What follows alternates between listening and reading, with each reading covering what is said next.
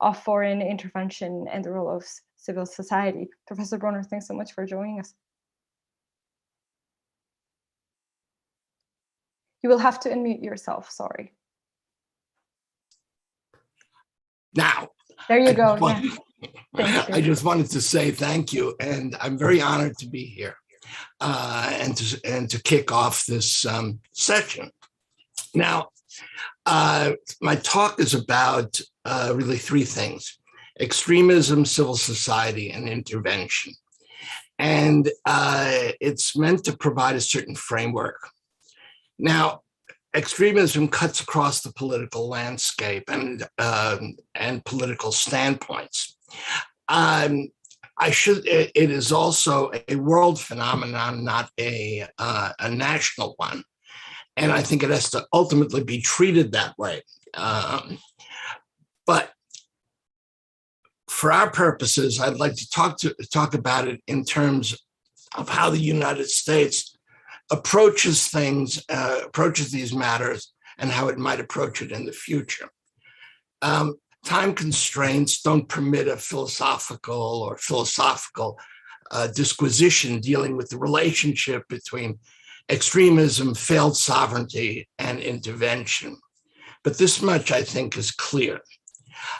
Extremism flourishes where civil society is weak. And civil society is weak where a public sphere is lacking and where any kind of democratic state is fragile. Now, let me put it this way. Where the source of sovereignty remains unclear, that is where I think human rights are most at risk, and the possibility of extremism is strongest. We have to note something, and which is that when dealing with the Middle East or Africa, and the fact of the matter is that the United States, in its invasions, almost exclusively, going back to the beginning of the country, has invaded or tried to intervene in countries dominated by people of color. Experts in international relations like to say that's a contingent issue. Well, the only way to really to know that is to ask the people themselves. And part of America's, shall we say, questionable reputation in the colonized world is due to this. At the same time, if one thinks of the Middle East or Africa or even Asia to a degree, we have to note that the modern state, whose weakness helps create, or its fragility helps create the source of extremism, that's been a Western import. And so what's happened is what Jürgen Habermas liked to call a legitimation crisis, namely that identity in these areas is mostly generated within the pre-modern complex of tribe, ethnicity, and specific versions of religion, while economic development is a blend of imported capitalist and organically generated non-capitalist modes of production. Why do I bring this up? For two reasons. One, although there is no modern civil society or public sphere as we know it, intervention can crystallize a mass base out of these different identity formations that exists in support of extremist elements. We in the United States generally view extremist organizations as, shall we say, marginal groups who are fanatics. And to the latter part is probably true. The first part is not so much true, because these terrorist organizations from these areas Whether one thinks of al-Shabaab, or one thinks of al-Qaeda, or one thinks of the al-Nusra al-Front, all of them represent elements of society that are agrarian, pre-modern, small town oriented, or village oriented, traditional elements of the society that are imperiled by modernity. In other words, these groups are actually representing a material force rather than just themselves. And that is, I think, the difficulty of dealing with them. They can react not only against the external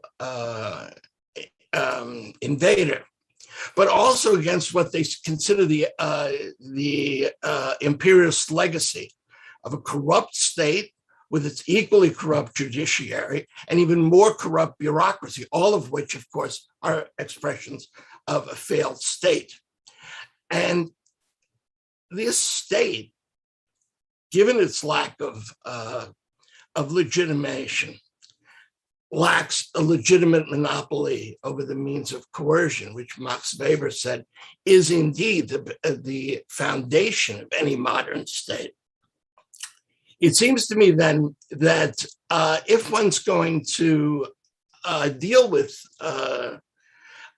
extremist organizations, we have to see a connection between human rights, which is to justify the intervention, and the actual national interest that American foreign policy is to serve.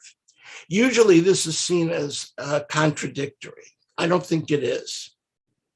Ethics and principles foster the impulse to act in the name of human rights, while reference to interests and power in the target area produce the limits on what is possible in any particular circumstances. We think of politics in many ways in this postmodern world, but so far as I can see, following one of our few really great political scientists, namely Harold Laswell, the crucial question, any analysis which claims to be political, has to answer these questions. Who gets what, when, where, how, and why? What is the most appropriate strategy? That depends on circumstances. One size does not fit all in terms of interventions. And this is, the United States has been woefully lacking in the strategies, in the coherence of the strategies it's forward. There have been constant shifts in policy, from structural reform to simple bombings to the demands for regime change. What we have here is what we call in the States mission creep. And that has infected all of our policies, all of our interventionist policies. That is a lack of certainty about what it is we're doing and what it is we want. If there is no exit strategy, if there is no final goal related to the means that we're employing, this is a recipe for disaster, and so it has been. Indeed, when one asks when it is appropriate for the United States to intervene, that is not a self-evident question. One can say it's when American national interests are at stake. But of course, if that is the absolute priority, those who have to pay for our intervention, namely the target country, may not exactly be thrilled. Indeed, it's the same with regard to where we should intervene. The idea that the United States intervenes where genocide is occurring is an abstraction. genocidal activities are occurring all over the place. And the question is, why do we pick one rather than the other? What is the justification, for example? If you want to use Israel, where I've been very critical of its policies, it's one thing to sort of whitewash the Israeli occupation policies against the Palestinians. It's another thing to claim this is genocide. Simply empirically, that makes no sense. When a few hundred people are killed in Gaza compared to the Rohingya, compared to even the Muslims in India, and we can go on, let alone in Africa, we can go on like that. In short, we have to be willing to make an empirical comparison between the place that is being considered for intervention and other places that might be considered available for intervention using the same ethical criteria. Now, how is success to be estimated? That's probably the most difficult to answer. Professor, we have like about 1 minute or two left. I'll be finished in 1 minute or two. Thank you. Right? How is success to be estimated? The question of ends and means is never extraneous or abstract. Lenin liked to say that you cannot make an omelet without breaking eggs, which is probably true. But it's also true that the result of breaking the eggs is a mess rather than an omelet. And we forget that it is the other, that it is the target of our intervention that ultimately has to pay the price, especially for the mistakes made in Washington. Even should a democratic state ultimately merge in Iraq, for example, it will have come at virtually genocidal cost. A quarter of the country, of 27 million people, is either dead, wounded, in exile, and that's not even counting the ecological damage and all the rest. In other words, the great danger is to introduce genocide by trying to mitigate it. And it seems to me that mistakes are going to occur. Politics is an art, not a science. But it is legitimate to demand of policymakers that they offer a plausible, perhaps not an absolute, but a plausible connection between principles and interests and means and ends. Democracy is what democracy does. Thank you very much. Thank you. Thanks How very was that? much. It was perfect. Okay. Thank you very much. Pleasure. Okay. We're going to move on. The first presenter is Mark Potok. Mark, thanks very much for coming and for joining us here. So Mark Potok is an internationally known expert on hate groups, hate crimes, radical ideology, theology, and all forms of bigotry, right-wing terrorism, conspiracy theories, and the history of the American radical right. He's got wide experience with public speaking and media, including thousands of appearances in the national, international, and regional press, most major US networks, cable and radio news programs, and over 25 documentaries. He is currently a senior fellow at the Center for Analysis of the Radical Right, a scholars organization, and also writes regularly in right-wing extremism for the Daily Beast. Thank you very much for joining us. I pass the floor on to you. Thank you. Thanks to Dr. Engel, to you, Dr. Molas, for having me. I too am really honored to be here. What I'm going to speak about is a much smaller topic than we were just discussing. I want to look specifically at the anti-immigration network that exists in the United States. Let me start, however, by just making some general remarks about anti-immigration movements, nativism in the States. I think that what is basically going on in the United States, as in a great many countries, particularly in the Western part of the world, is a huge reaction to globalization and its discontents. The idea, that we are losing, natives of certain countries, the United States, we're losing our culture, we're losing our identity. We are being swamped by others, people who are not like us, who don't dress like us, look like us, and so on. So there's, fear of economic damage, and real economic damage done by globalization, is loss of racial, cultural identity, national identity, and it all has formed into a kind of racist ethno-nationalism. I think the main driver, the single thing that really does affect the white population in a very large way in this country, is the coming loss, the predicted loss of a white majority in this country, right? A country that's been almost 90% white for almost all of its post-colonial history until the mid-60s. We're now something like 61, 62% white. The Census Bureau says that by 2042, so in 25 years, whites will be simply one more minority in this country. So there's a huge reaction to this kind of loss of white privilege, of dominance in the society. And, of course, we're also reacting to the rise of, the loss of white privilege and white power on one hand, and the rise of the power of people of color, obviously exemplified most dramatically in the election of Barack Obama and his two administrations. I think the last point on this, in this part of my talk is just to say that there have been 3 different studies carried out by the University of Chicago looking at the January 6th insurrectionists, the Americans, the 800 or so Americans who invaded violently the US Capitol on January 6th of this year.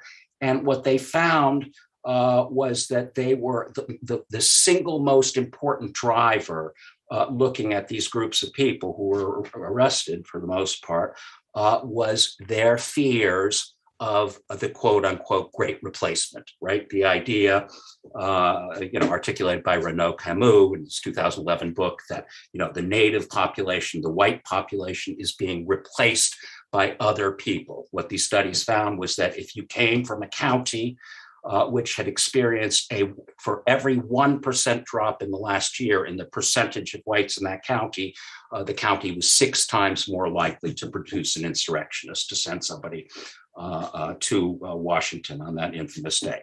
So all that said, I'm just saying that there's a real basis for this movement. However, to kind of almost completely contradict what I've just said, the organized nativist movement in the United States, aside from the fact that it has a real base among angry white people, is very largely the creation of a single man, one man who has built up a whole array of organizations in the United States. The man's name is John Tanton, I should say. He died in 2019. John Tanton was an ophthalmologist, an eye doctor who lived in a rural part of Michigan, in the northern part of the United States, near the Canadian border. Tanton actually started out on what is commonly thought of as the political left, in the sense that he was an environmentalist, and I think a very sincere one. He was, very concerned about urban sprawl, about the country becoming too crowded, and so on, and made his way from his concerns as an environmentalist and an activist in the Sierra Club, a big environmental organization in the States, to becoming concerned about population growth. He started more and more to feel that the main thing that was harming the environment was the numbers of people in this country.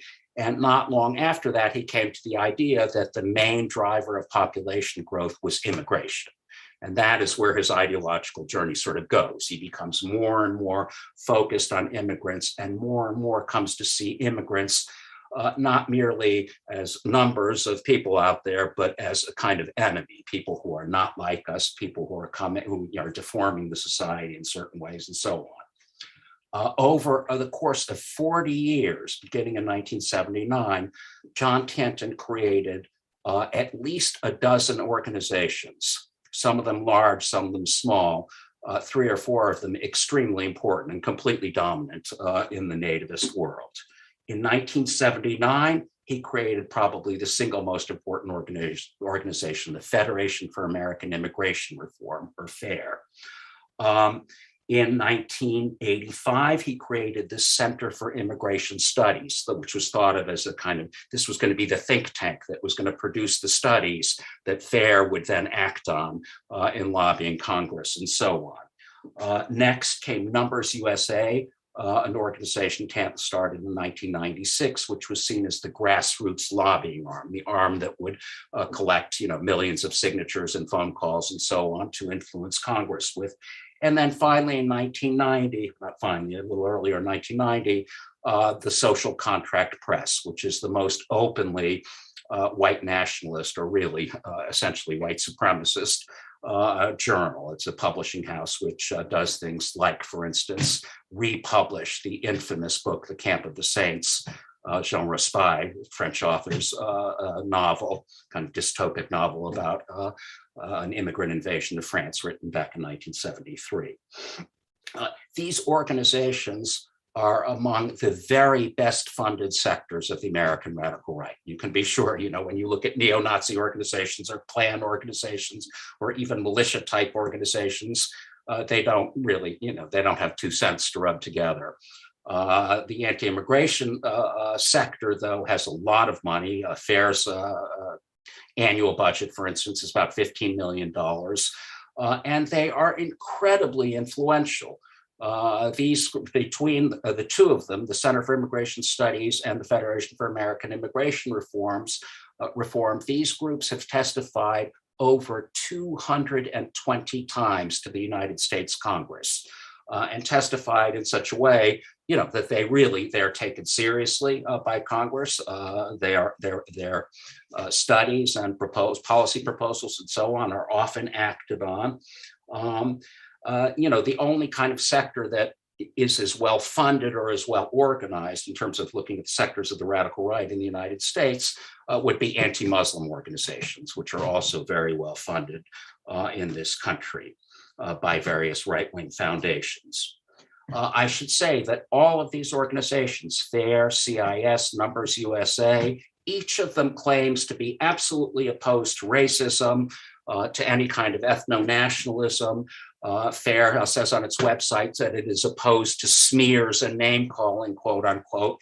And I am here to tell you that they are lying, that everything about them and their history shows the utter falsity of these claims, which have been made again and again against all kinds of evidence. Essentially what's happened with FAIR and the other organizations is that a whole series of formerly secret documents have become known through various ways. One important leak of these documents I was involved with at the Southern Poverty Law Center. But in any event, what they showed, in particular, what a whole catch of personal papers that John Tanton wrote showed, letters and so on, was that John Tanton, among other things, talked about what we need is a European American majority in this country, and a clear one at that, right? Otherwise, our civilization will collapse. It will no longer be American. We will lose our country. Tanton and many of his followers, people on the board of FAIR and the other organizations, other officials, have been from very early on into eugenics, right? The idea of breeding better humans that most of us thought had been utterly discredited by the Nazis and their murders of disabled children and so on.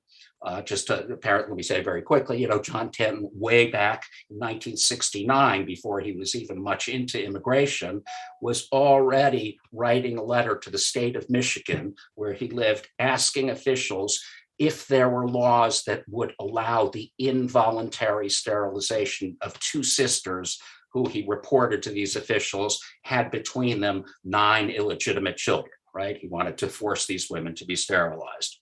On and on it goes. It turns out that Tanton had corresponded through the years with Klan attorneys, Klan leaders, major Holocaust deniers. He solicited and accepted over $1 million from a eugenicist foundation called the Pioneer Foundation, which was set up to propagate the genetic stock of the original white settlers of the first 13 colonies. It goes on and on. Why does all of this matter? Because it turns out that this network of organizations has been incredibly important. These organizations are responsible, absolutely, for the demise of immigration reform, comprehensive immigration reform, big bipartisan package in 2007 and in 2014. The fact is that we have a terribly broken immigration system in this country. It's got to be reformed in some way, and yet we have not had any real change in 35 years. That is thanks to John Tanton. It's also worth saying that the people who lead these organizations are by and large very much in the mold of Tanton. They certainly deny being ethno-nationalists, white nationalists, but it's just not true. Just to give a couple of very quick examples, I know I'm running low on time. John Tanton, in an interview not so long, well, quite a few years ago, actually, told the Detroit Free Press, if its borders are not secured, America will be overrun by people, quote, defecating and creating garbage and looking for jobs, right? Here's a quote, much more recent quote from the FAIR website, right, representing the whole organization. In any major city, this piece is disturbed by Latino, Black, and Asian nationalist gangs, which in some cases are only the shock troops of ethnic movements seeking the racial dismemberment of the United States. The leader of the Center for Immigration Studies, which is supposed to be this nonpartisan think tank, Mark Krikorian, wrote a few years ago, well, I'm afraid that in the Islamic world, democracy faces the problem of a vicious people, one where the desire for freedom is indeed written in every human heart, but the freedom to do evil. And it goes on from there. Again and again, these organizations speak like that, and they have this incredibly noxious effect.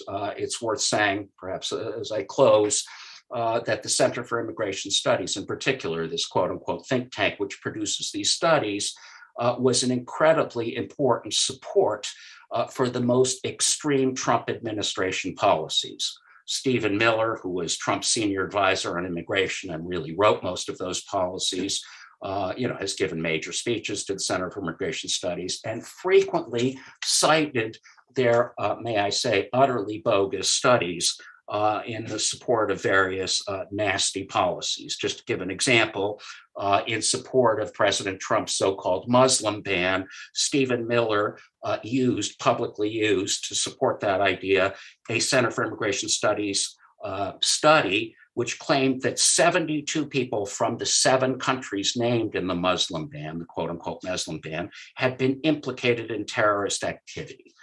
It turned out when the Washington Post looked at this claim that in fact, almost none of the people had been arrested for anything to do with terrorism. They rated it thin gruel, gave it 3 Pinocchios, and it goes on. Virtually every study produced by CIS, CIS has written hundreds and hundreds and hundreds of studies, and they have never found any aspect of immigration which is positive in any way. I think that sort of tells you all you need to know. So I'm by way of conclusion, we have a job to do here. This country, among many other things, many other problems, absolutely needs to deal with the immigration situation. There is a huge amount, of anger out there on all sides around the immigration situation, but standing in our way is this very powerful network with very deep tentacles in the US Congress, and that does not seem to be ending anytime soon. I want to conclude just by saying that I did a series of short profiles of these groups and individuals involved with these groups, 11 profiles and an introductory essay, and these are all housed at where Bàrbara and I are both, where we're both involved at CAR, the Center for the Analysis of the Radical Right. And you can find those right on the front page. They're down a little ways, but there's a whole package. So with that, thank you very much. And I hope this has been of interest. Thank you. It was of interest, very insightful. Thanks very much. And I repeat, and I want to recommend to you all that you go to our website, at the Center for Analysis of the Radical Right, or CAR website, and check those profiles, because it's really an incredible contribution and very well done. So thanks very much, Mark. Okay, so our next presenter, it's Professor Alex Hinton. Professor Hinton is a distinguished professor of anthropology and director of the Center for the Study of Genocide and Human Rights and UNESCO chair on genocide prevention at Rutgers University. He's an author of over 12 books, including the award-winning Why Did They Kill? Cambodia in the Shadow of Genocide. His most recent books are Man or Monster, The Trial of Mehruh Torturer, The Justice Facade, Trials of Transition in Cambodia, and It Can Happen Here, White Power and the Rising Threat of Genocide in the US. Professor Hinton, thanks so much for joining us. Yeah, thank you. So anyways, I'm a little tired. And the reason is, this is something I may talk in the session that follows, talk about. Then I was just part of a international tribunal on human rights abuses against Black, Brown, and Indigenous peoples, which very much ties into many of the themes that we've been talking about. And white power and January 6th were certainly themes that came up there. I went on a news, I sort of sunk into a hole. It lasted for 3 days in terms of the news, but there were a number of things in the news, which probably all of you are more aware of than I am. But coincidentally, of course, we had the beginning of the Charlottesville trial that just began yesterday. And a couple of other recent things happened that I want to talk about. So I'm going to jump into a PowerPoint presentation, just go through a few of the slides in it, and I'm going to loop back to the current events and then hopefully return to this international tribunal during the roundtable discussion. If I'm able to screen share, hopefully. Did that work out okay? Yep. Looks like we can see it. Yep. Yeah. So anyways, yeah. So I was asked to talk about the state of the hate in relationship to my new book, It Can Happen Here, White Power and the Rising Threat of Genocide. Sort of going through, as you can see from the first chapter, it begins with Charlottesville. And it's interesting, in general, the discourse, Charlottesville was sort of the event for 3 years everybody was referring to, and now January 6th has come to the forefront for understandable reasons. But certainly, I think it's important to stop, and as our previous speaker emphasized, to sort of think of this in terms of a long-term movement, as opposed to something that's episodic, that erupts out of the blue. White power has been here a long time. White power extremists have been here a long time. And obviously, linking back to the tribunal I was just a jurist on, white power goes back to the origins of the U.S. slave patrols, white supremacy, enslavement, displacement of indigenous people, so on and so forth. So there's continuity from the past into the present that manifests in different ways, given the historical moment, circumstances, and drivers, including another individual.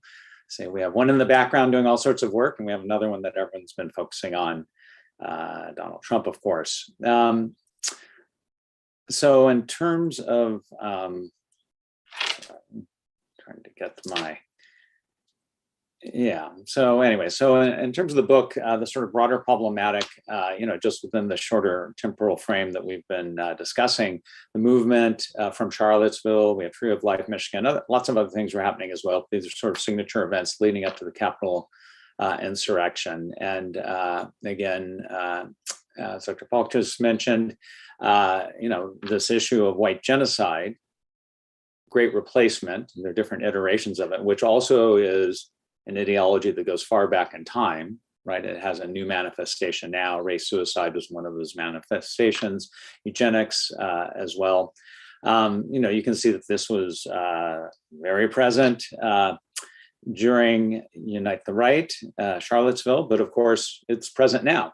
It continues, again, for these drivers. This is just sort of the surface that's generated to have the mainstreaming of this idea, but it's also interesting that 6 years ago, no one would be talking about this.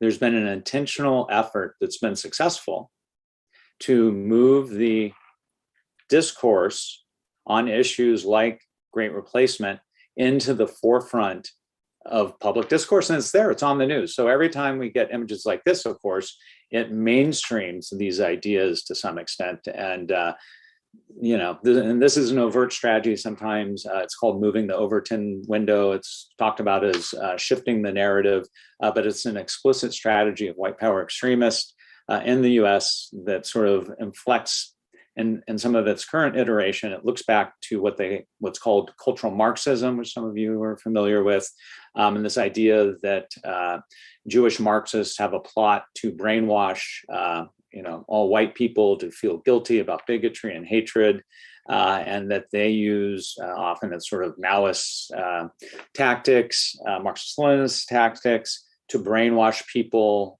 notions of ideology, based superstructure, if you will. And so a lot of far-right extremists have picked this up, and they talk about, for example, in terms of metapolitics, and they're trying to do the same thing. And actually, they have been somewhat successful, and that is something that I think we all should be very concerned about. The fact that this is in the news now should be highly alarming to all of us. And I'm not just talking about the idea itself, but the fact it's continuing to be mainstreamed, and it's even more mainstream than it was back at the time of Charlottesville. So in my book, I have a long chapter, in some ways the heart of the book, on white genocide. It sort of moves forward from Charlottesville into that, and it asks this question: could it happen here? Which, if I have time, I'll get into. But the sort of backdrop to all of this is, we have Trump, who is a master orator, whatever people say about him, all the horrible things. He's charismatic in the sense that he can inspire and drive people. And so mainstreaming of white genocide, great replacement discourse, we have a charismatic leader, highly alarming. And now I just want to sort of move back and think of Charlottesville versus January 6th in the United States. Charlottesville, if you go to the left of your screen, we had a lot of far-right extremists, white power militias, the two buckets. But the movement, what had happened over the course of, the Trump administration, is that we had the emergence of QAnon, which of course was sort of cycling up a bit at the time of Charlottesville. It was just getting going, but it massively expanded, and of course has anti-Semitic, direct anti-Semitic undercurrents, and now has moved to some extent over towards far-right extremist discourse in many ways as certain dates pass by. And we have a number of, I put Trump diehards, but fundamentalist white evangelical groups and other supporters. So the movement is very broad-based, even broader based than it was before, which is absolutely critical to understand. White power is a social movement. One of the main frames is the white genocide frame, plays on grievances, highly organized, again, as was just discussed by Dr. Potok. And again, another way to visualize this is, we talk about the far hard right, how many? Tens of thousands, maybe. The alt-right, how many people identify with the alt-right? We're moving into a much larger swath of people, alt-right groups, we're in the millions. But the key is the sympathizers. And this is what sort of came out, and people said, oh, on January 6th, but there was nothing new about that. Those people were always there. If you go back to the authoritarian personality study, 10-12% of the US population is sympathetic towards forms of white power extremism. There are a number of other studies that have come out. It's nothing new. If you do 10%, 12%, we're talking 20, 30 million people. That's a scary situation. So in my book, I take up, and this is the thing, a number of atrocity crimes, risk assessment factors. This is one of the chapters. I won't go into any detail, excuse me. But a number of these indicators were flagging red. If you want kettle on a stove, right? It was piping hot. We were at a high boil in the fall of 2020. I wrote an op-ed warning of the risk of atrocity crimes. Other people were writing in at this time. January 6th, in an odd way, may have diffused the situation in the sense that Trump lost Twitter. If January 6th had not happened, you can only imagine the entailments that might have occurred after that. So that's a very kind of a strange way to think about January 6th, but it may have actually diffused the situation in the short term. Yeah, so the long term, where are we? Well, obviously polarization's high, and we have the return of Trump. And so I want to end, because I think my time is probably drawing to a close in a minute here, just by noting when I went into this little bubble out of the news cycle, of course, some of this had happened before, but we now have the event that has been talked about for a long time. We've been waiting for it, and it just landed. We'll see if it's successful, but Trump is apparently, we'll see if it succeeds, coming forward with the social media company that we've long worried that he would do. He said he would do, and in fact, he appears to be doing it. If this pipes up to 40, 50 million people, maybe more, we're back. We have a lot of trouble. So again, if you think of those different ingredients, we have a social movement, we have a charismatic leader, right? We have a number of other factors that I had on the assessment framework that are operative. We have elections coming up. The situation to sort of go back to where we are now is definitely a rapid simmer again. And we could easily go to a high boil with certain events potentially linked to the election. The other thing that's sort of emerging, the other event that's been going on, of course, are the January 6th committee investigations, and you can bubble up rumors.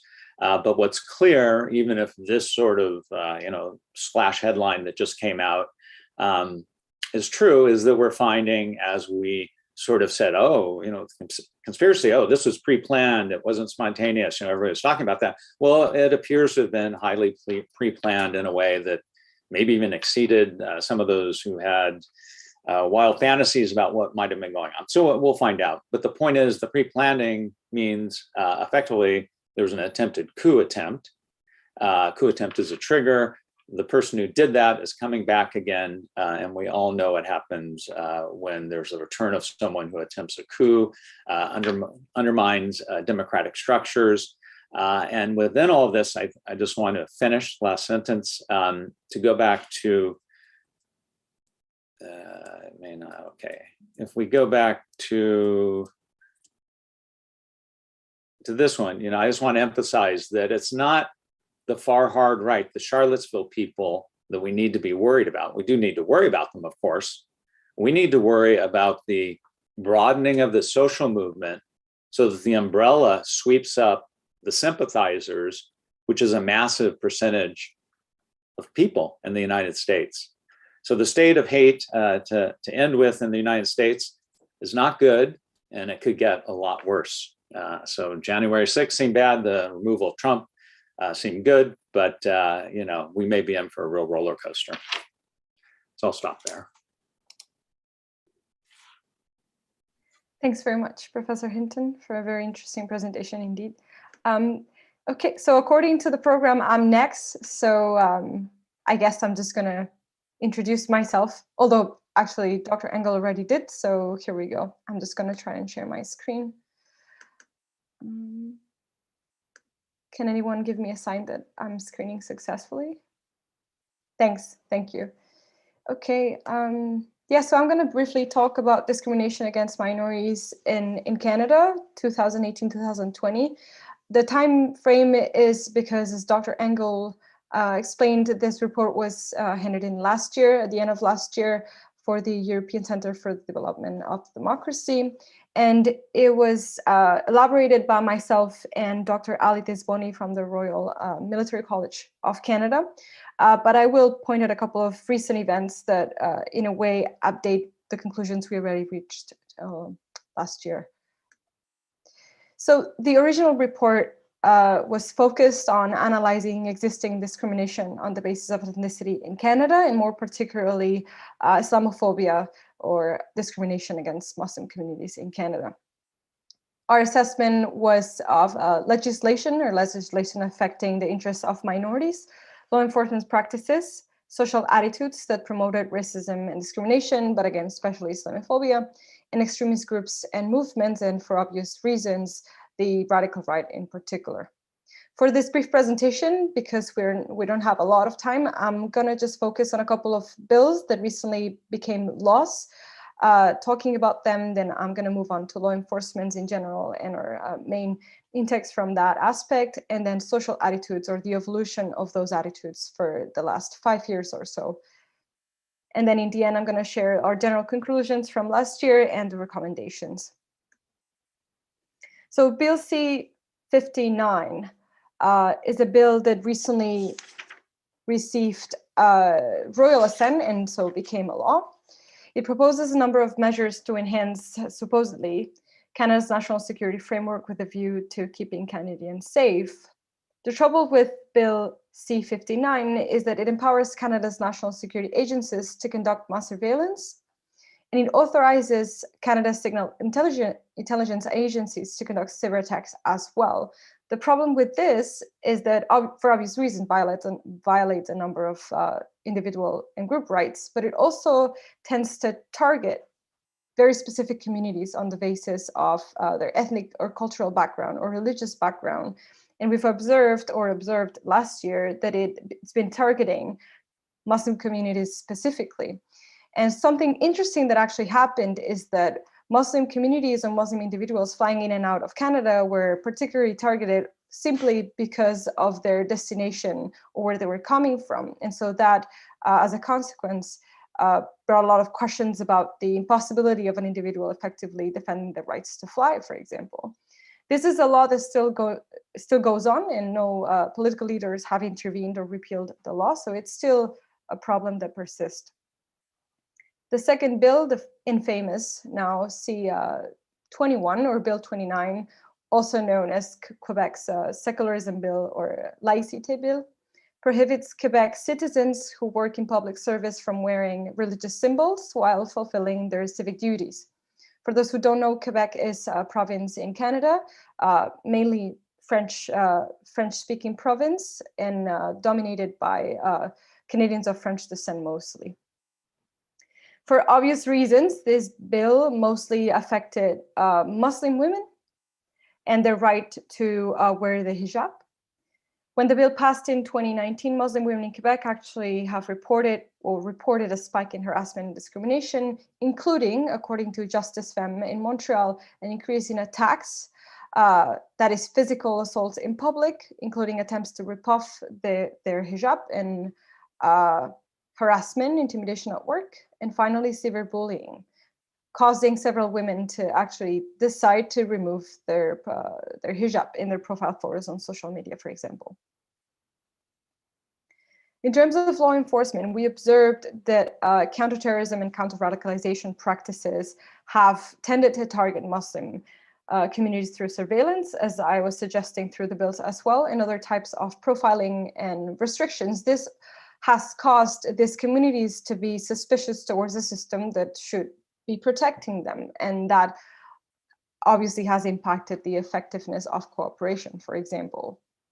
Security discourse and practices, we observed, constructed radicalization as a problem within those communities and treated them as potential radicals. And even though Muslim civil society organizations still, to this day, cooperate with law enforcement, they constantly raise questions about the bias, the selective nature of security practices, which views Muslims effectively as I was saying, potential radicals, instead of observing them as victims of Islamophobic violence and Islamophobic or systemic Islamophobia coming from the structure of the state. We've had an increasing hostility in Canada since 9/11, as generally in North America, against Muslim communities. But in the last 5 years or so, the idea that the presence of Muslim communities in Canada equals an increasing threat of Islamic terrorism has increased. In 2019, we also learned that 26%, or 1 in 4 Canadians, believe that it is more acceptable to be prejudiced against Muslim communities. And more recently, we learned from my master's university in data research that 20% of Canadians have developed a more negative attitude towards immigration in general and immigrant groups in general. But Islamophobia is still very much relevant, especially during COVID-19, because many of the conspiracy theories that are on the rise include or have Islamophobia as one of the key characteristics of the nature of these conspiracy theories. And more recently, as I was saying before, that I would include in this presentation to sort of like update it, in early summer this year, 4 members of a Muslim family were killed in a terrorist attack or premeditated vehicle attack. So there's clearly something or an issue that is increasingly concerning. And as long as we have bills such as Bill C-59 and Bill C-21, things might not be able to improve as quickly as we would hope. So one of our main conclusions, precisely one of them relating to the laws that I mentioned, is that nothing has improved for the last 5 years. Rather, discrimination and prejudice has increased because the Canadian law has allowed for xenophobic discourses and discrimination to be legitimized through this source of laws, the laws that I mentioned. And so in conclusion, Canadian law is not strong enough to protect minorities at this point. We concluded that there are problems of structural discrimination and systemic racism, and that has an impact both in law enforcement and in social attitudes that is leading to a steady growth on Islamophobic hate crimes in Canada. So among our recommendations, we recommended for Bill C-59 and Bill 21 to be unconstitutional. Because Canada is such a broad and diverse, culturally diverse country, we do think that a regional and even local focus on de-radicalization and programs on local cohesion are the main focus or the way to go forward. We do think that there must be a coordination across Canada at all levels of courts for strategic engagement in litigation and research. Studying radicalization and discrimination in the context of COVID-19 specifically will tell us how to proceed as quickly as possible and to avoid vulnerable communities to be constantly attacked and those attacks legitimized by current laws. We believe that we have to foster national resilience in terms of civic education, critical thinking, and non-binary mentality and cognitive bias-free learning. And finally, we have to ensure that current affairs and events are covered in a responsible way without creating sort of the view of good against bad, a binary view, right? Immigrant against citizens, etc. Because most of the time that doesn't really reflect reality, and it only causes communities that are actually victims to be portrayed as perpetrators. And that's my presentation. I hope I didn't talk too fast, but I really wanted the rest of the presenters to have enough time. So there we go. Thanks very much for listening. Okay, so our next presenter is Dr. Alan Mueller. Dr. Mueller, I'm not sure if you're available to intervene. Yes, I see you. Okay, thanks very much. So Dr. Adam Mueller is an associate professor in the Department of English, Film and Theatre at the University of Manitoba in Canada, where he teaches and researches in the areas of cultural studies, Holocaust and genocide studies, museum studies, and human rights. He's the editor of Concepts of Culture, Our Politics and Society, and co-editor of Fighting Words and Images, Representing War Across the Disciplines. And finally, author of The Idea of Human Rights Museum. His presentation is entitled The State of Hate in Canada, 2021. Thanks very much, Dr. Mueller. Thanks so much, Barbara. Really appreciate the introduction, also the very fine management of the session. Thanks also for your talk, which actually intersects in all kinds of ways with my own remarks. I'm going to be taking a step back, I think, from the particular focus of your own comments. But I think I'd like people to maybe understand what I'm trying to do here as complementary and perhaps something that can provide a little more context for the Canadian case, which is its own singular kind of entity. So my talk is really a reflection of the work that's being currently done by the Global Consortium on Bigotry and Hate. And I'm going to just share my presentation here.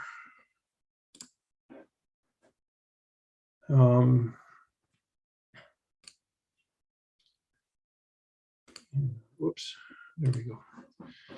And the Global Consortium consists of scholars and activists. It's been running for about 2 years now, and it consists of scholars and activists, including several of the folks speaking in this panel and in other panels at this conference, and of course, Valerie, who I'm very grateful to for putting this panel together. And we meet regularly throughout the year to share information about the rise of right-wing extremism and prejudice, and to discuss ways of addressing the harms associated with this rise, particularly in local contexts. The consortium is seeking, I think, to understand hate and bigotry both in local and global aspects. And the dual focus is required since new information sharing technologies have encouraged the development of novel ways of spreading prejudice and hatred, yielding new forms of global right-wing community, solidarity, and extremity. At the same time, of course, the performance of right-wing hatred occurs locally and is experienced against the backdrop of unique horizons of significance that are suffused with, if you like, the terroir of locality. Accounting for an act of hate, therefore, requires some acknowledgement of the links between the local and the global actors, their ideologies, and at one and the same time, we take account of the specific features of the local event. We catalog, we interpret, and we assess. So in presenting my remarks, I'm presenting what's in effect what we call in the consortium a state of hate update, where I'm providing a brief overview of the current situation and then highlighting one or two features of that situation for further discussion and analysis. I sort of enter into this update having to acknowledge first, of course, the many challenges associated with doing any general kind of explanation of what's going on in a country as diverse and just enormous as Canada. Obviously, it's geographically vast.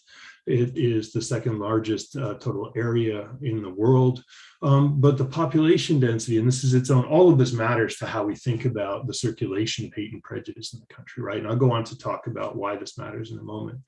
But you see the population density is very low. It's roughly half that of Russia's, for example, a similarly large country. And I think these are the really important things to note. One, the population is significantly urban, and the vast majority, 90% of the population, lives within 100 miles of the US border. And this is significant because when we see hate taking place, it takes place, although it's omnipresent, right? But it tends to be incubated in urban milieu, in urban environments. And in these environments, what we see is tremendous amount of influence from the cultural politics and the hate politics of the United States. It's not restricted to that, but of course, America has an outsized influence over the way hate works in Canada. I think additionally, I think it's important if you want to understand what hate is in this country to understand that we're a country of regions. Although we're broken up, and you can see in the earlier map, we're broken up into distinct political entities called provinces.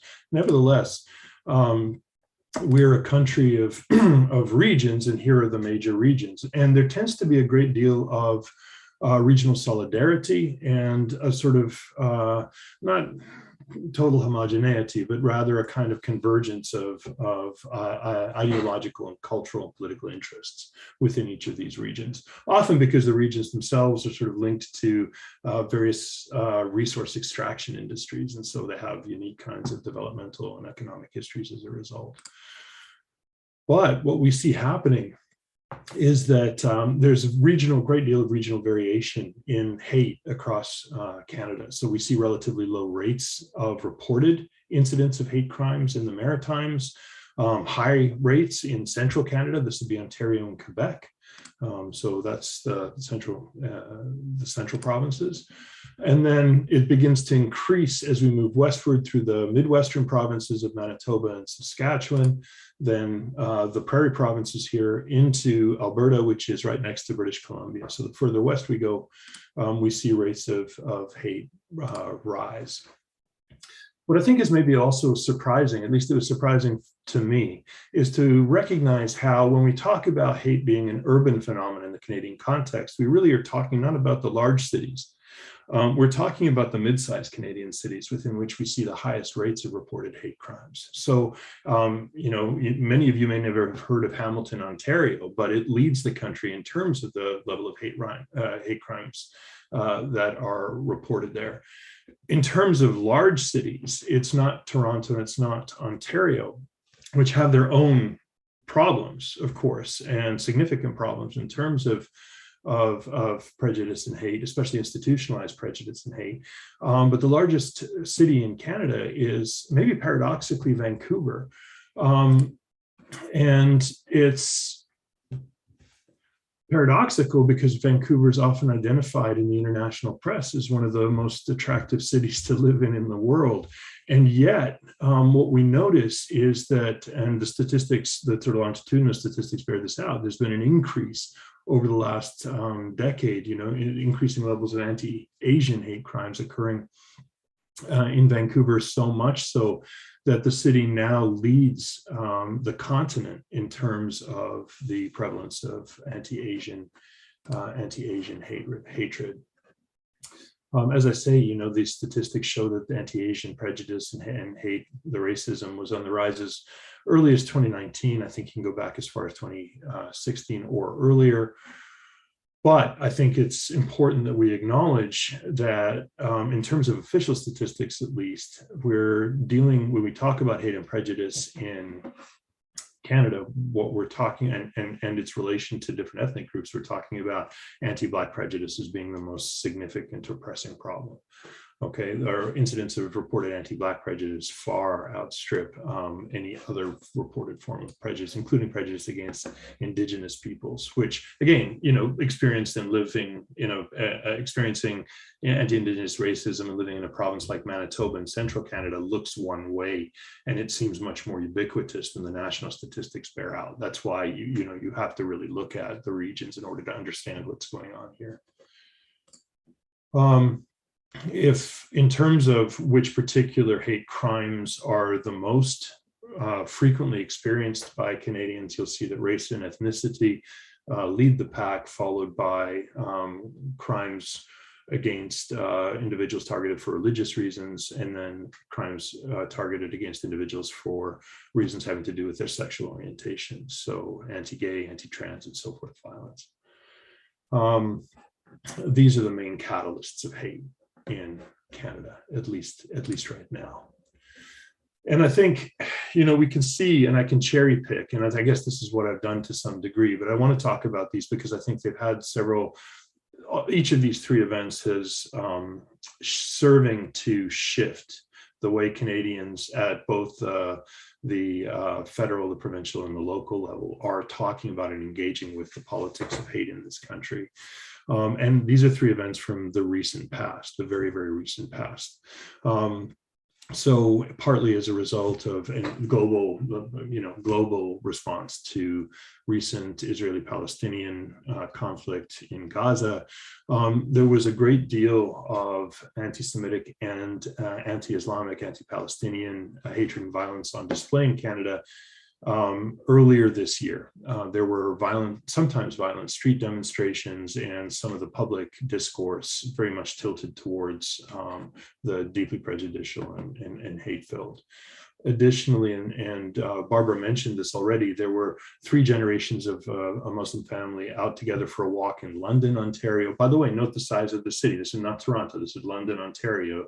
Again, mid-size, very kind of white bread sort of Canadian city, about which this is not to be expected. I think at least it was a surprise or a shock for many of us that it took place in London, of all places. But there was somebody who'd been radicalized. Ran them down, to 20-year-old young man, ran them down, a young white man, right, ran them down with a pickup truck on June 6th. And then thirdly, and I think, this is continuing to ripple in all kinds of significant ways, there were the discovery of the remains of 215 children at what was at one point in time the largest Indian residential school in the country. The residential school system has been identified as one of the main engines of settler colonial genocide in Canada. The harms of the residential school system were and are still being felt in such a significant way. The country struck a Truth and Reconciliation Commission that issued a final report acknowledging the genocidal character of Canadian settler colonialism, and also producing a National Center for Truth and Reconciliation that's continued to do important historical and advocacy work. To be clear, in the final report of the TRC, the fact that there were unmarked graves at residential schools containing residential school system was acknowledged. What's becoming clearer as a result of additional discoveries across the country is that the numbers of these children exceeds the 2,000 to 3,000 or 2,000 to 4,000 that were maybe expected and acknowledged in the final report of the TRC. And some estimates have put the numbers now of missing children to somewhere between 8,000 and 10,000 over the history of the school system, right? The 125 years, nearly 150 years of the school system was in existence. But we do see that these were national traumas. I want to be clear that although they occurred within distinct kind of local contexts, each of these traumas has rippled throughout the country in ways that have seen people come out to the street, express solidarity and outrage, and particularly in relation to the Israeli-Palestinian conflict, I think this is a wound that has yet to do any kind of knitting together again, at least in terms of the context that I'm familiar with. Real harm was done between Canada's Jewish and Muslim communities in virtue of the way in which protests were both undertaken and managed. And, even within families, I think differences were intensified, ideological differences were intensified by some of this conflict. No question, given the lack of any resolution in the Middle East to the Israeli-Palestinian situation, we can expect these tensions to continue to be exacerbated. And partly because of this, I'm working on an account myself that sort of distinguishes between local and global hate and the way in which these sort of operate in different gears, but nevertheless contribute to and work together with one another.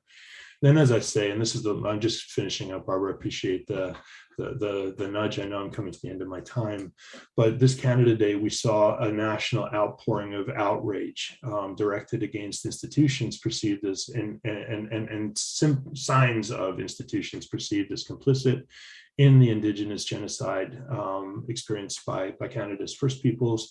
We saw toppling of statues, such as the one in Winnipeg here, belonging to Queen Victoria. We saw graffiti, we saw churches vandalized, and actually within a 3-day period, we saw 26 churches burned down.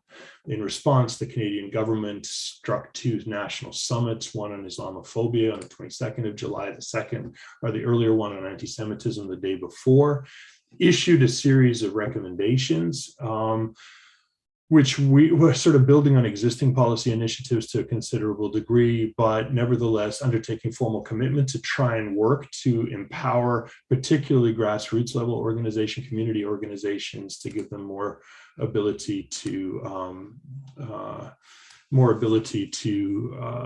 educate in the interests of diffusing potential future hate. With regard to the Indigenous situation, the government has announced $16 billion worth of new funding for Indigenous related projects to be spent over the next 5 years. Although if you work with Indigenous people on issues like this, you realize the government promises sound one way and look another way when we finally see them on the ground. So we have to see what all of that's finally going to mean. Anyway, thanks very much for your time. Thank you, Dr. Mueller.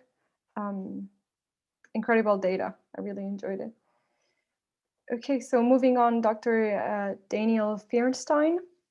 Dr. Fierstein is director of the Center of Genocide Studies at the University of 3 de Febrero, Argentina.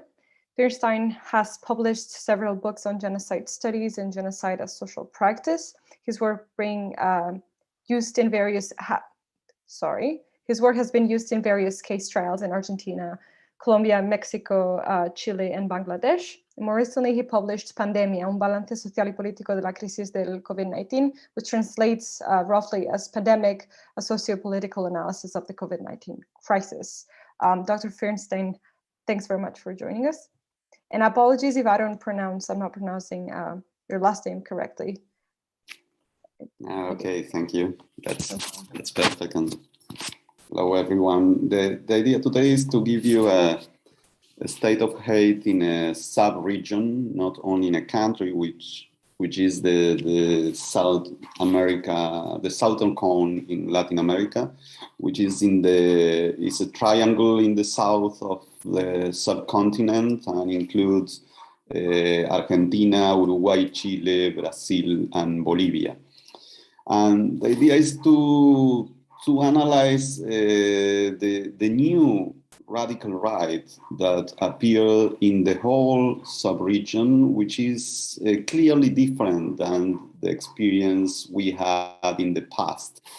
In the region or in the sub-region, the radical right was really marginal during the 20th century, mainly subordinated to the liberal or conservative right, and mainly state-sponsored, but through this subordination. So even if we had genocidal regimes, for example, in the 70s, in the cases of Argentina and Chile, these regimes, even if they were genocidal, they were not fascist or neo-fascist, and the use of hate was not really common in that regimes. So that is something totally different in the last 10 years in the 21st century. And we can see a common pattern in all the sub-region. I will point out some elements of the creation and the rise of different movements, and then some common characteristics of these political movements. For example, in the case of Brazil, the soft coup against Dilma Rousseff opened space for a new political movement after a transitional government by Michel Temer, which persecuted political oppositionists and even indigenous groups. Bolsonaro came to power with the possibility to have popular support for a new nationalist right, which was the first case in the sub-region with the possibility to gain the power through these kind of movements. Some years later, we had the nationalist coup d'etat against Evo Morales in Bolivia in 2019. In that moment, against a new white Christian nationalist right appear in Bolivia with characters like the Macho Camacho or other leaders of that right, and the killing and the persecution of different indigenous populations, and particularly the massacres like Sencata and other massacres in Bolivia. It is interesting because in this case, this situation was supported by the Organization of American States, and we have no regret about that, even if the new election made clear that the movement of Luis Arce won the election again. In Argentina, we have the appearance of a new political party, of the new right, in 2019, with 3% of the votes in the whole country. And in the last election, we had a rising of that party, particularly in the capital city and the Buenos Aires province. In the capital city, this movement took 13% of the votes, and in the most important urban conglomerate, which is the province of Buenos Aires, they had 6% of the votes. In Uruguay, at the same time, we have a new political party from the far right, Cabildo Abierto, guided by the former general Guido Manini Rios, and it had 11% of the vote in its first election in 2019. And in Chile, we have seen also the appearance of a new political party, the Republican Party, guided by José Antonio Cast. Cast is the son of a former member of the Wehrmacht, of the German Wehrmacht, a member of the German army exiled in Chile after the Second World War. and this new party has different movements, and it is being important in the last year in the political situation in Chile. So as you can see, we have a common pattern in the whole sub-region with different levels of rising, but it is quite clear that there is a new right, and with some characteristic. Which are these characteristics? I would say there is some common elements, and particularly in the use of hate. In the 5 countries, this new right is clearly anti-immigrant, and mainly speaking about the immigration from neighboring countries.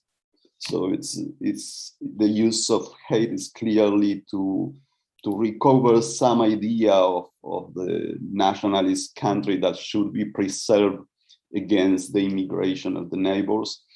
The 5 movements are clearly anti-communist, and with the idea, it is like a Cold War, is a very old idea, but the communism would be taking care of some cultural left that could be taking all the values of humanity and should be confronted through the persecution of leftists. One element interesting is that this new right is non-corporativist, which is a different with the former fascism. It is mainly connected usually with extreme neoliberalism. This new right is aporophobic. So one other element is the use of hate and the prejudice against the poor people. And it is very clear, for example, in the statements by the leader of this right in Argentina, Javier Milei, who used to say, we are superior either aesthetically and ethically. And this idea that the white nationalists are superior from the rest of the population. Most of these movements are supported by foundations in the United States, mainly Atlas Foundations, Heritage Foundation, Liberty Foundation as the most important, but they also receive funds from the US Embassy and other institutions from the US. In some cases, these movements are clearly anti-Semitic, but it is not a common element. So it is important in Bolivia, in Chile, somehow in Argentina, but it is not the case in Brazil. So it is different in the different country. And the last common element is that they are anti-gender rights. So one important element in this agenda, in this new right agenda, is the fight against the gender rights that are seen as part of this communist plot against the nationalist values of the country. So the idea is to give you this general scenario because it is something absolutely different that the different political situations the region used to deal with. Because even if we have different political situation problematic in the past, a lot in all of our countries, it was really rare that this fascist or neo-fascist right could have some political support in very important populations. So usually, as I have said, these kind of movements were somehow marginal or were used as the key elements to use the violence, but not with real popular support.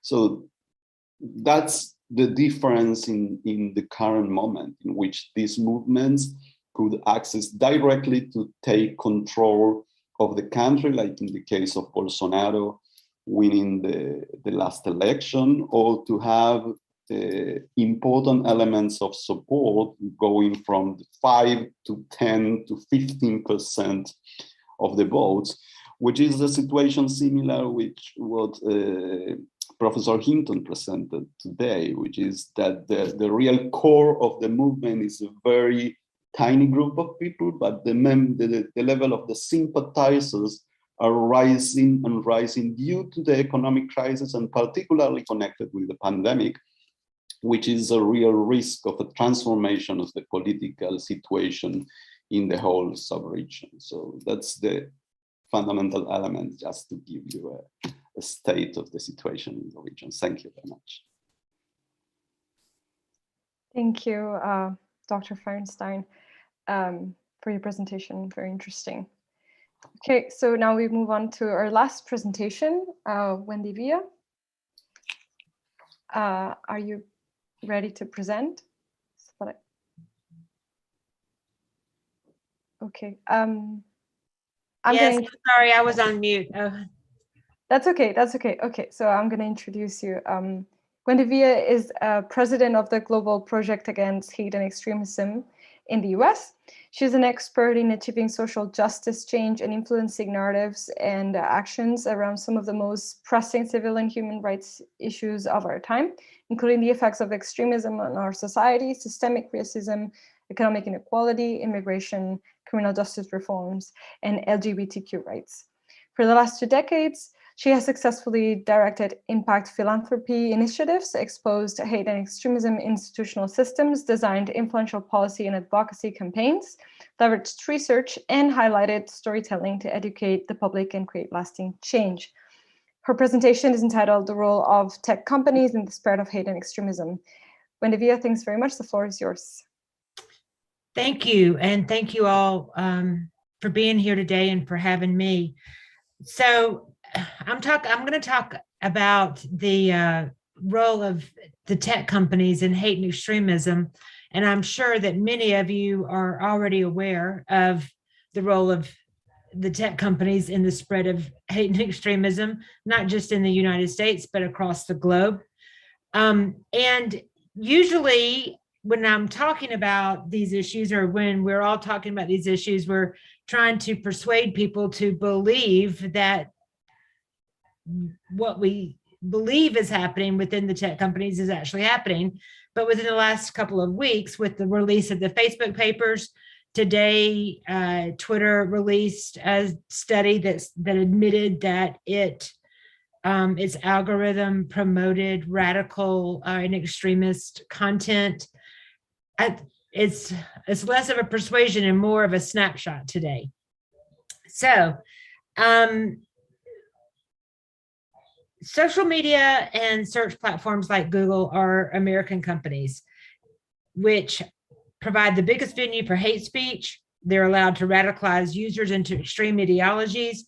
They're used for planning violent events and are manipulated by the politically powerful, not only in the US, but around the world. And the thing is that online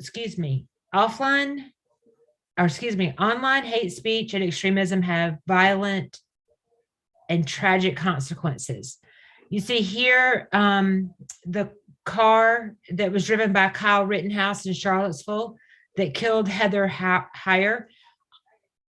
The Unite the Right rally in 2017 was planned almost exclusively online, primarily on Facebook. You see over here, the Christchurch shooter in New Zealand who killed 51 Muslims was radicalized on YouTube, largely by Generation Identity material, which is focused on the Great Replacement conspiracy theory. And then over here, you have the shooting of protesters during the Black Lives Matter protest in Wisconsin, where a 17-year-old boy killed 2 people. He joined the militia who were there to sort of protect the communities from the Black protesters. He found those groups online. It's important to note that Facebook had received more than 400 reports of these militia organizing and planning violence and did not take action until after people were dead. this whole presentation is sort of the story of how the social media companies know what's going on within their companies. They know how people are being radicalized, how violence is being planned, and they see the real world consequences of their decisions, and they refuse to change. A year after Charlottesville, a year after Heather Heyer was killed and so many people were injured, the Unite the Right rally part 2 was being planned on Facebook Messenger, just to give you an indication of what they knew and what they refused to address. It's not just the street guys that plan these things online. The politically powerful are able to weaponize social media and demonize marginalized populations to build their base. They're able to do this through hate speech, incitement to violence, and that is because the social media companies give them a pass. They are specifically allowed loopholes to say and do what they please on social media. It wasn't until excluding Trump, it wasn't until several months ago that Bolsonaro was finally suspended for his spread of COVID-19 misinformation. But you see here, you've got folks like Duterte, Geert Wilders out of the Netherlands, Bolsonaro, Modi out of India. I'm sure you've all read about how Facebook knew that the violence was building in India and refused to do anything about it. I'm sure you read that this week. In addition to sort of threats to democracy, the actions of these political leaders have real consequences. The hate crimes, the anti-Muslim hate crimes spiked after in 2015 when Trump was demonizing the Muslim community on Twitter to build his base. There was a study that showed AfD out of Germany, the anti-Muslim, anti-immigrant political party in Germany, posted hateful messages. And it didn't just increase hate crimes in Germany, it also increased them in the US. So why does this happen? Hate speech is driven by algorithm and the desire for advertising dollars. We can never forget that these companies are in it to make money. They are designed to maximize profits. The algorithms are designed to increase or to get maximum engagement, and therefore it increases the spread of radical material. Multiple studies at this point, including some of the social media companies' own studies, prove that the radical material, extreme material, hate material gets more engagement, it's shared more often, therefore it is seen by more people, increasing the advertising opportunities. And again, it's all about dollars. A new study from Science shows that false news travels 6 times faster on Twitter than truthful news.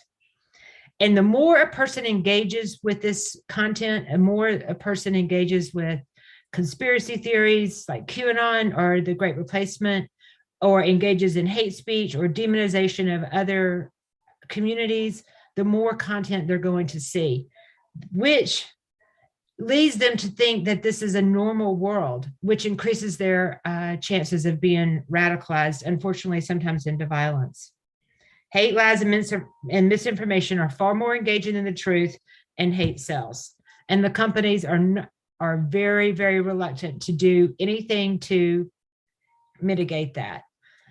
Just this week, last week, with all the leaked papers, it show that Zuckerberg, for example, absolutely knew that the radicalization was taking place, that people were being fed hateful material, and he chose to maximize profit and growth of the users over the safety of the users and the communities. Of course, there's a lot to be said about what's happened in the last 5 years in the US political system. But when we focus on how the tech companies are involved, the Stop the Steal, the conspiracy theories around the election spread like wildfire. And the truth of the matter is that January 6th was being planned for months on social media. It's one of the worst events in American history, and we don't yet know how deep the problem goes. But it's here's a shot of folks inside the Capitol, destroying the Capitol, but they had been planning this for months and months and months online. And despite Zuckerberg and Sandberg's absolute denials of responsibility, of knowing what was happening on their platform, the leak this week or last week showed that he absolutely knew, that Facebook absolutely knew. And I don't want to just pick on Facebook but they're the ones that had all the leaks this week. YouTube and Twitter are no better. But this is the information we have proving what activists have been saying for years and years. So what can we do about it? Our recommendations at Global Project are that they deplatform users who violate the community standards with hate and incitement to violence, that all the platforms enforce their user and community guidelines uniformly and globally. We know that the US gets most attention. And then after that, English-speaking countries get most attention. But you cannot separate what happens in the US from the rest of the world. They have to apply these rules globally. They have to improve content moderation, things like hate speech and disinformation, especially in languages other than English, and dedicate language and culturally competent resources. We see just yesterday, another report came out.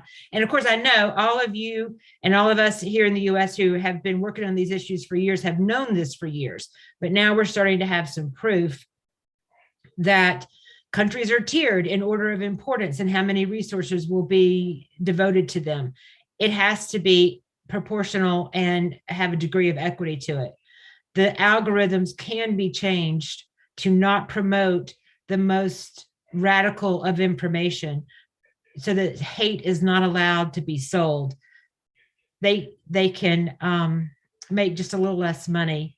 And then the rules, is we have to get rid of these loopholes for the politically powerful when it comes to their speech, what they spread on the social media platforms.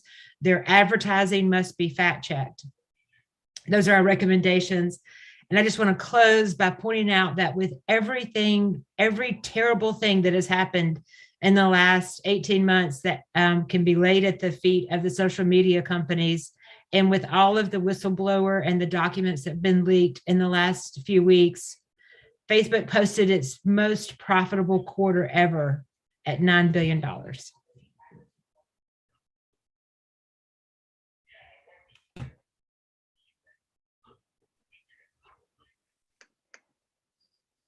Thank you. Thank you, Wendy. Is that all? Yeah. Thank you. Sorry, I wasn't sure because you muted yourself up, but I did. Well, thanks very much. That is the end of our presentations. I haven't seen any questions on the chat, but I do have some, and we still have about 10 minutes. So I'll just go ahead and ask my questions, unless someone wants to raise their hand first, actually, from among our attendants.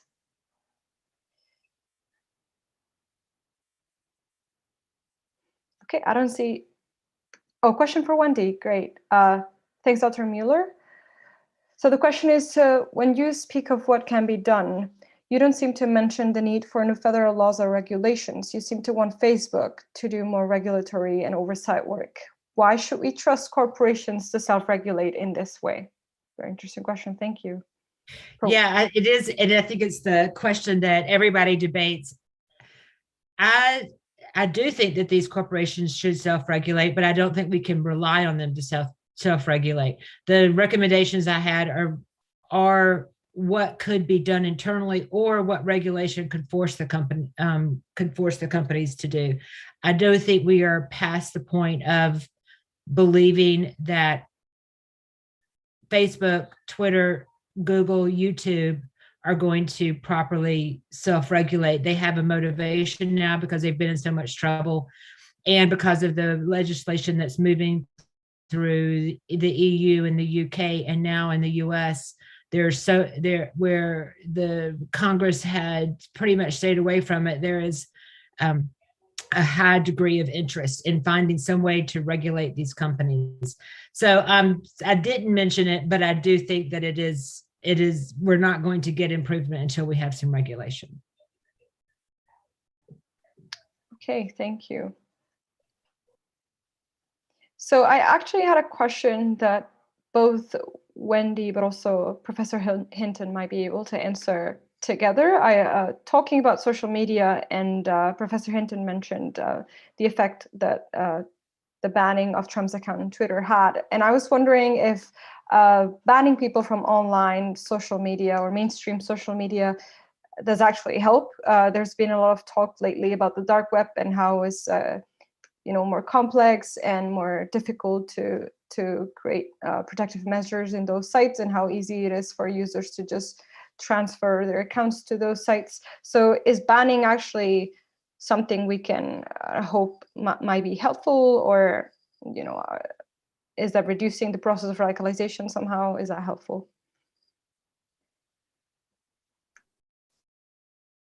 Yeah. Wendy, do you want to go first? I think Wendy probably will have more to say about this than me, but I would just say, I'm always wary. We have, especially differs from country to country, certainly different in parts of Europe. In terms of the emphasis on free speech, but obviously in the US, there's massive emphasis on it. And sort of coming from that perspective, I, for a long time, was very wary about banning Trump. A lot of other stuff has gone on, as you say. I used to, in terms of research, it used to be easy to do research because everybody was on Twitter. You could just follow people on Twitter and sort of mainstream Facebook, and now it's all been pushed off into all these other platforms.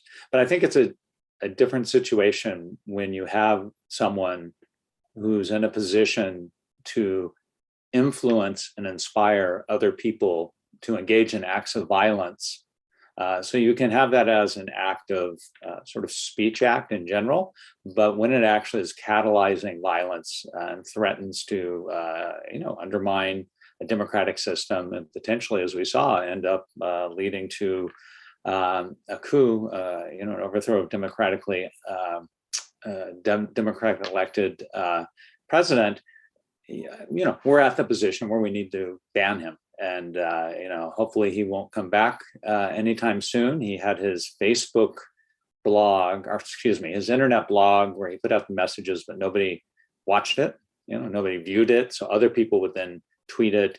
So he got, his messages are kind of out there. People aren't paying as much attention. Parler didn't seem to really generate anything for him. People talk on there, just like they do on Gab, but he so far has not really been able to go back to where he was with his huge number of followers. But, let's watch out for this social media company. If it gets going, again, US, we could be in big trouble. And as we know, through the flow of information across the globe, his Twitter account, whatever social media mechanism he's using has also global resonance as well. Anyway, so normally I'm very hesitant to ban anyone, but in that case, absolutely. So I totally appreciate that. I have to say I'm a little less hesitant to deplatform people. There have been a number of studies that show that deplatforming does reduce the amount of hateful and conspiracy and radical content that is spread. Having said that, I am American and I totally believe in the First Amendment. But what the difference here is that these are private companies that are making billions, literally billions of dollars off the demonization of communities. And they don't have a right to do that. Well, I mean, maybe they do have a right to do it, but they also have the right as private companies to decide who is allowed on their platforms. So that's the angle from which we push them to improve. And it is true that when you drive, and I'm not just talking about people like Trump or or like right now, there's a congressman being who's had his account suspended for misgendering one of the generals that was just inducted. It's not just it's anybody that they might get driven to Parler, to Gab, or some of these other smaller platforms, but they don't have access to millions and billions of people to recruit, to radicalize. And then even after that, you have companies like Apple refusing to make the app for Parler available. So I do believe that deplatforming works.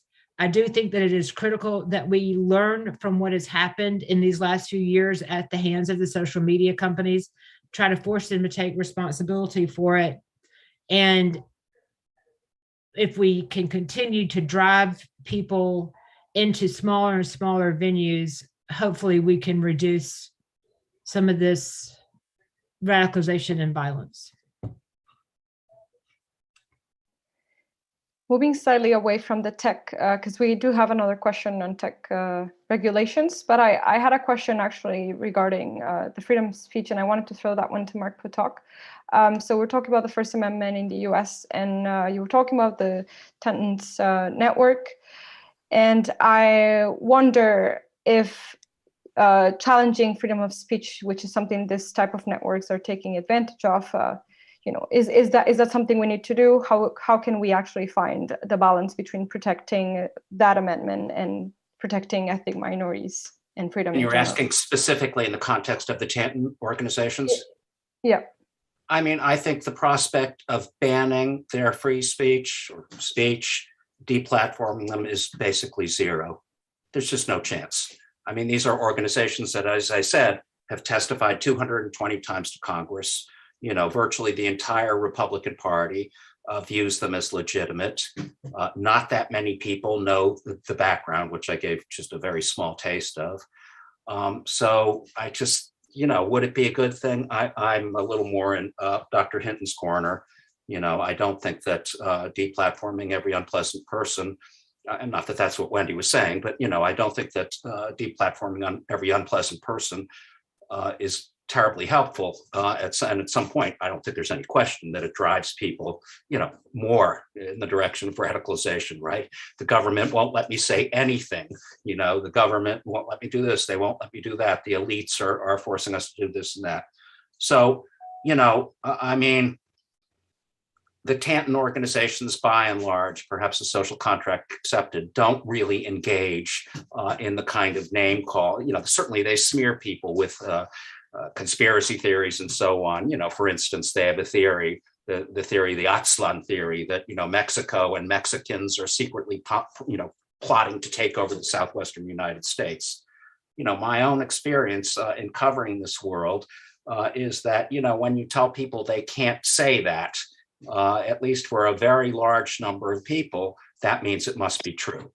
So in any case, again, as a practical matter, I think there's no chance of the Tanton organizations coming up for deplatforming or somehow having their rights to make their claims true. So, my opinion is you've got to battle back in the same way, right? You've got to show that the studies that CIS produces are false, right? Rather than simply not allowing CIS to produce its studies. So, it's more work for all of us than simply taking away their means of communication, but I think it's more effective in the end. Okay, thank you. So we do have time for one more question. I just wanted to ask again whether there's anyone among our attendants that want to ask anything.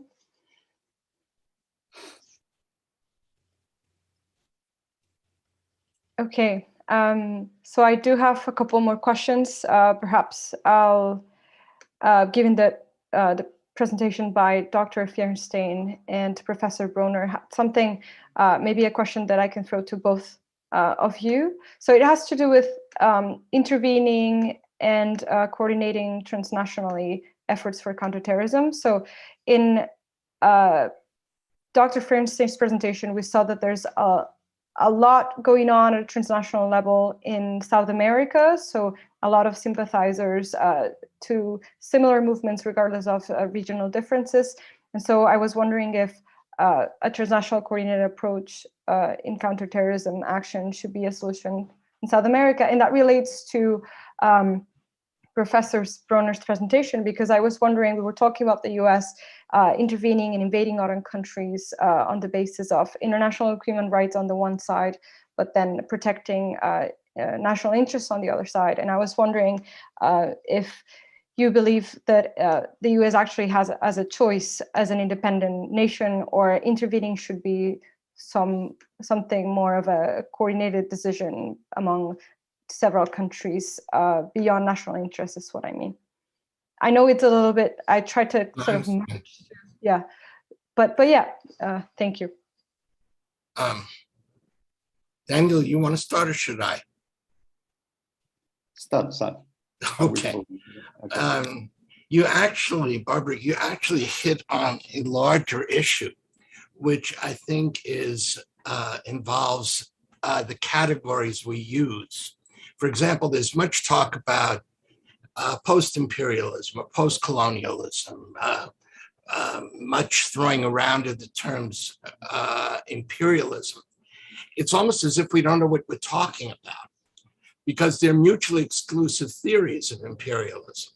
Some would say that the United States as the hegemon is driven to engage in interventionist actions. Others would say, and which I agree with, that it's not.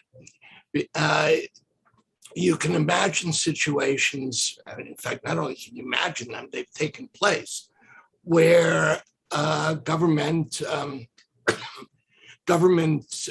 strategies have been called into question and sometimes prevented. And in fact, what is here called the Vietnam syndrome is real. But it's real in the sense that it was the first time, excuse me, that the American public actually engaged, or there was the thought that the American public was engaging in a province of decision making that belonged to the State Department. The second point, so I believe that you can prevent these activities. One of the ways it can be prevented or fostered is by empowering international agencies. The problem there is that these agencies have very strong bureaucracies. They're even, for example, the UN is much more competent than is usually made out to be. The problem is that it also lacks legitimation, and our preoccupations with identity, national, another abstract idea of national self-determination, basically prevents the UN from, or basically prevents the cosmopolitanism, the ideas of international coordination that would be needed to empower it and confront terrorism in an international way. There is clearly a need for what Valerie Engel is doing, namely coordinating information, trying to figure out what information might be useful under what circumstances. I'll give you one little example of why that's important. I was in Iran about 10 years ago, and they were talking about, I was meeting with my organization was meeting with the equivalent of Brookings, the Brookings Institute. And we're talking, and they're talking about the Democratic Party and how it's the hopefulness that was associated with Obama's victory. And I said, the Democratic Party has blue dog Democrats. In other words, reactionary Democrats like Joe Manchin or Kristen Sinema. And you can't count on these people. They didn't know what blue dog Democrats were. And this is a case that comes up all the time in dealing with terrorism. When the United States created its first embassy in Iraq, there was only one person who spoke Arabic. And one of the difficulties with dealing with terrorism is that we don't know enough about the context in which it's working. For example, in Sudan, it's also there. There's something like 400 languages. If you want to intervene, it could be a very complicated operation. We did not anticipate the ways in which organizations of resistance split.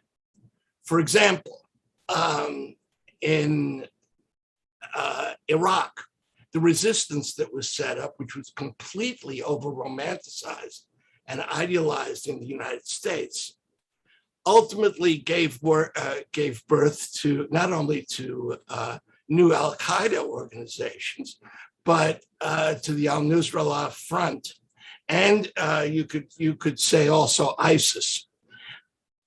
That was not a miracle. Anyone who knows something about organizational politics knows that the party wins out in a coalition of 20-odd organizations that's the most ideologically and organizationally unified. That could have been foreseen. We have a serious problem of theory in dealing with practice. And this is constantly underestimated, in my opinion, particularly by activists. There you go. Thank you. Unfortunately, thanks for your answer. Unfortunately, the time is up, but I do suggest that perhaps Dr. Fierstein answers my question in the chat for those who are still staying and were interested in hearing the answer, but we were going to have to move on. Thank you so much for those who attended the session, and thanks so much to our presenters on extremism, regional specifics, North and South America. And for those who stay in this stream, coming up now is a masterclass, Practical Aspects of Combating Xenophobia and Radicalism in Russia. Thanks again, and stay safe. Thank you very much for everybody. I want to explain what we are doing now. That now here on this stream, it will be the masterclass about the xenophobia in Russia, about the practical aspects. And on the second stream, it will be the masterclass of Mark Potok. You know him, and tell Mama, please change your streams if you want to hear Mark and Abuiman. And here are living just the people who want to hear about the practical aspects in Russia. And after it, we are coming back to the first stream for the closing and the last round table of the Rutgers University. Thank you very much. I'm waiting you for the next stream, and who will live here for this stream. Thank you. Just now. Thank you.